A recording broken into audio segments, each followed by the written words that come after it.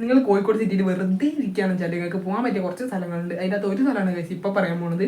അപ്പോൾ ബാക്കി സ്ഥലങ്ങൾ വരുന്ന വീഡിയോയിൽ പറയുന്നതായിരിക്കും ഗൈസ്. അപ്പോൾ അതിന് വേണ്ടി ഇപ്പം തന്നെ സബ്സ്ക്രൈബ് ചെയ്ത് ബെൽ ബട്ടണും അടിച്ച് പൊളിച്ചേക്ക് ഗൈസ്.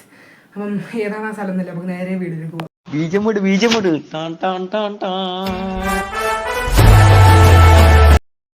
അപ്പോൾ ഗൈസ് ഈ സ്ഥലം എവിടെയാണെന്ന് ഗൈസ് നിങ്ങൾക്ക് ഈ ആൽമരം കണ്ടാൽ തന്നെ ചിലപ്പോൾ മനസ്സിലായി വരും.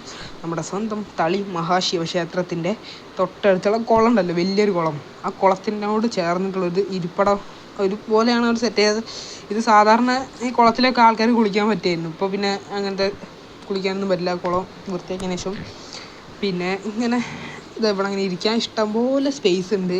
പക്ഷേ ഇവിടെ ഒന്നും ഇരിക്കണം വെച്ചാൽ വെയിലത്ത് ഇരിക്കാൻ പറ്റില്ല ഗൈസ്. അവിടെയൊക്കെ ഇരിക്കണം വെച്ചാൽ വൈകുന്നേരം ആണോ.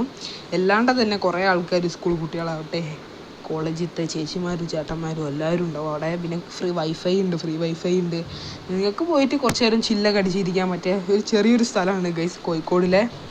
അപ്പോൾ ഇതൊന്നല്ല, കുറച്ചും കൂടി സ്ഥലമുണ്ട്. അത് അടുത്ത വീഡിയോയിൽ കാണിക്കുന്നതായിരിക്കും. നമ്പർ 2, ഇത് നമ്പർ 1 ആണ് ഗൈസ്. അപ്പം അതിങ്ങനെ കാണിക്കുക അടുത്ത വീഡിയോയിൽ വരുന്നതായിരിക്കും. അതിന് വേണ്ടിയിട്ട് ഇപ്പം തന്നെ സബ്സ്ക്രൈബ് ചെയ്ത് ബെൽ ബട്ടണും കൂടി അടിച്ച് പൊട്ടിച്ചോളി ഗൈസ്. എന്നാലും മാത്രമേ നിങ്ങൾക്ക് അടുത്ത വീഡിയോ ഇടുമ്പോൾ നോട്ടിഫിക്കേഷൻ കിട്ടുകയുള്ളൂ. അപ്പോൾ ഇവിടെ പിന്നെ രാത്രി കാണാനും ഭയങ്കര രസമാണ്. പിന്നെ രാത്രിത്തെ വീഡിയോ കാണിച്ചാൽ ഞാൻ ലാസ്റ്റിലേക്ക് കൊടുക്കുക ഗൈസ്.